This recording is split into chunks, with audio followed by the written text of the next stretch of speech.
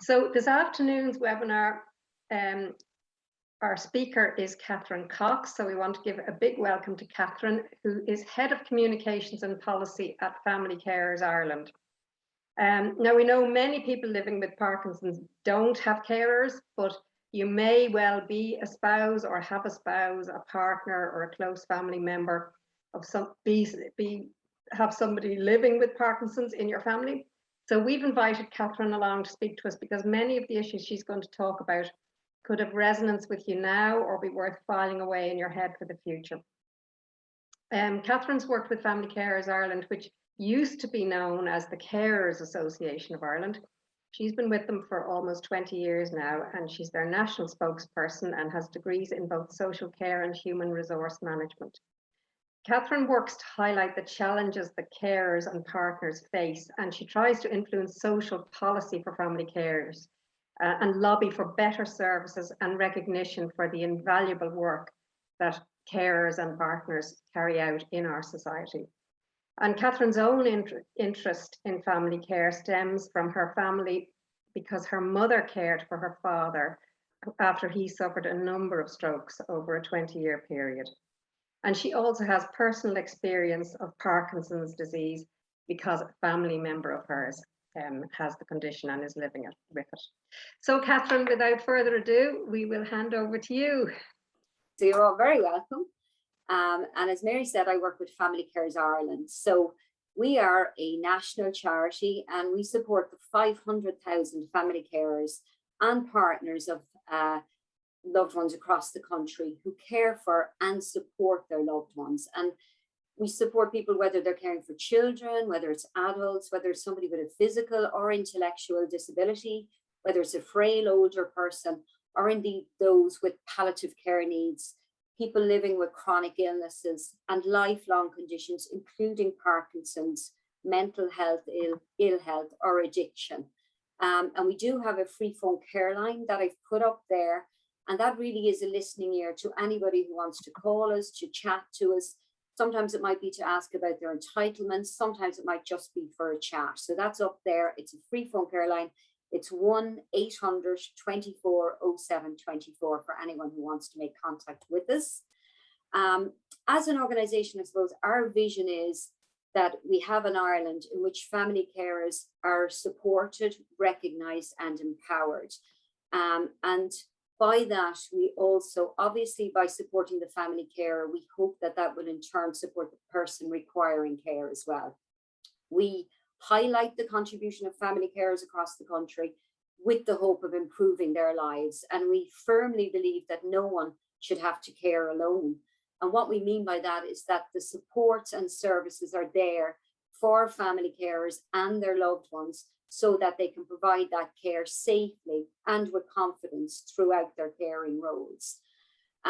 We know that the support provided by family carers is an essential lifeline for those dealing particularly with a new diagnosis or a long-term condition and illness. But I am also very conscious of the fact that there are many people, particularly with Parkinson's, who will live very independent lives, will not require care at certain points, but perhaps at other points in their life, perhaps as illness or a condition progresses, there may be a point when they do require that care. And if that does happen, Family Carers Ireland are here to support that family.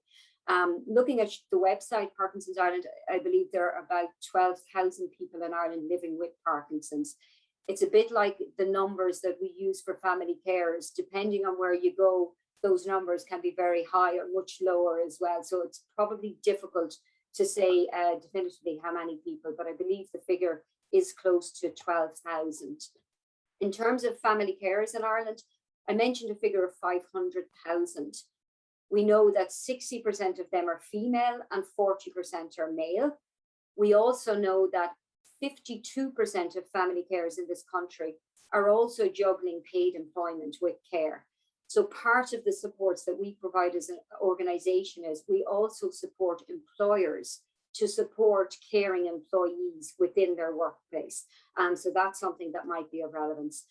As I said, like there are carers come in different packages, different ages, gender, but also a family carer or a support or a partner might be providing very low levels of care at some point. So they might really be supporting the person, maybe bringing him to hospital appointments, maybe looking after medication, might be providing them with emotional support, information, advice.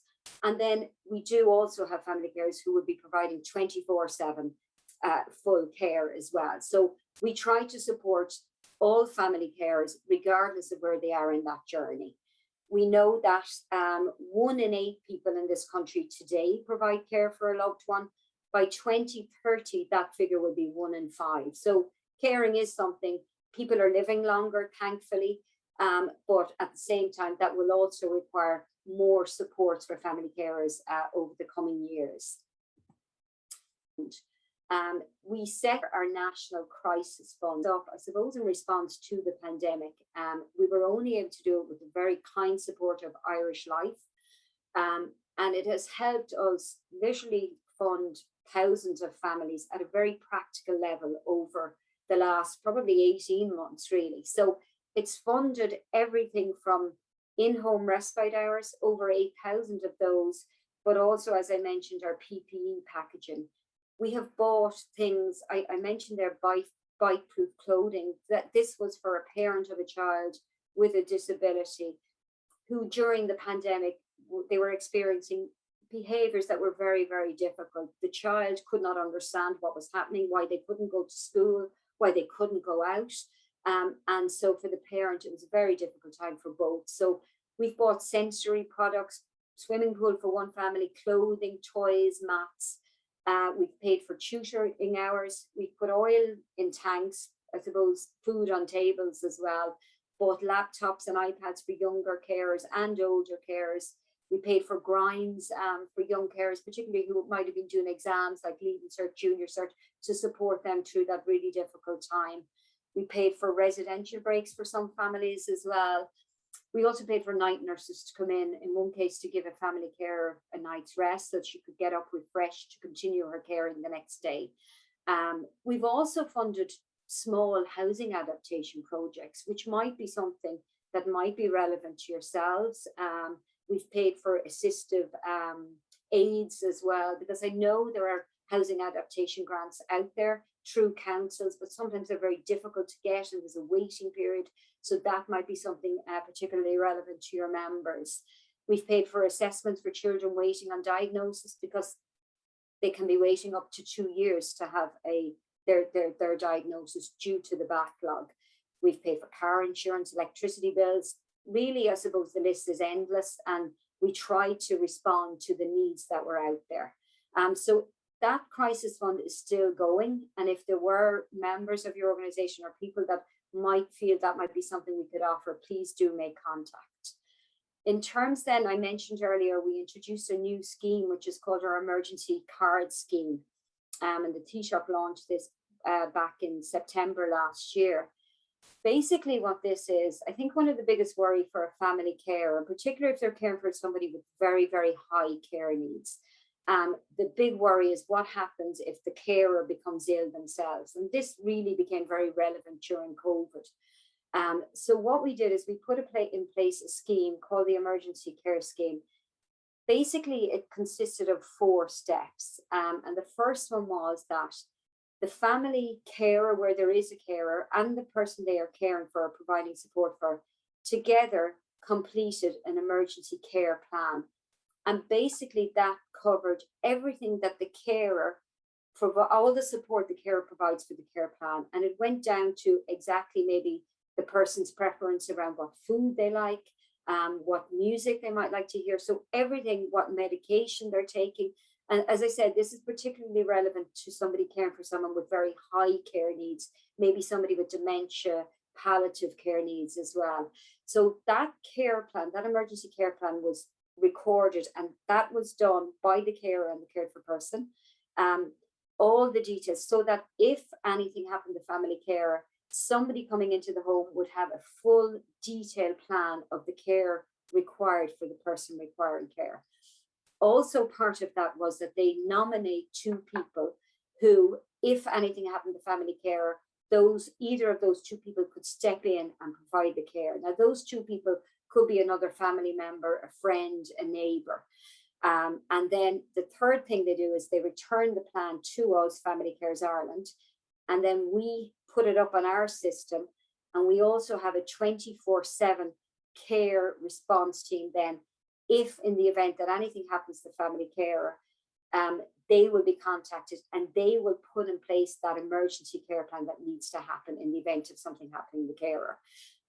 So basically what happens, we get a call and we say, okay, something has happened to family carer, we need you to respond very quickly. So the first thing we'll do is we will contact the 2 people the carer has nominated.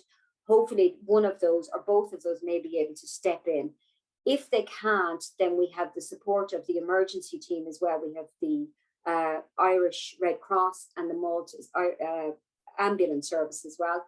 So in the event that the 2 people cannot step in, those emergency services will step in. If they cannot step in, we, Family Cares Ireland, will look to step in for at least 72 hours in that emergency situation until we can put a proper support plan in place for the person. So it's a really good scheme, which I think is about peace of mind as well for the carer and the person they're providing care for, to ensure that, God forbid, if anything happens, there's a plan in place there. So it might be something that, again, people might be interested in looking or finding out more about, and all the details of that are also on our website. This slide here just shows, what we do is we do a calendar of event every month and we put it up on our website. So it just tells people at a glance what's happening. So this is what's happening in September. So it just gives you a very quick view. We have everything from quiz evenings to education and training. We have chair yoga there.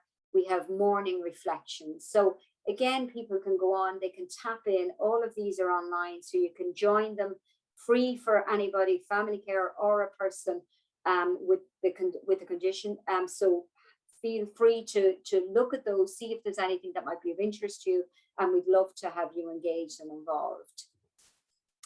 So I suppose just a summary then of the supports and services that we provide. I mentioned the free phone care line. It's 1-800-2407-24. It's manned most days from about 8 a.m. to about 10 p.m. at night. After that, there is also a support service, particularly maybe if somebody is finding things very difficult in their mental health. The Samaritans will pick up and talk to somebody after those hours. So that's also there as a backup support. We're also about advocacy, fighting Carers Corner where they need it. Our crisis fund is there. We have huge information on rights and entitlement, because sometimes when somebody becomes a carer, they don't know, are they entitled to carers allowance, carers benefit? And it's a very difficult system, I think, to navigate as well. So there is a really good information booklet on your rights and entitlement on our website. So again, feel free to look at that, and any questions, people can come back. We have our counselling, we have our carer well-being.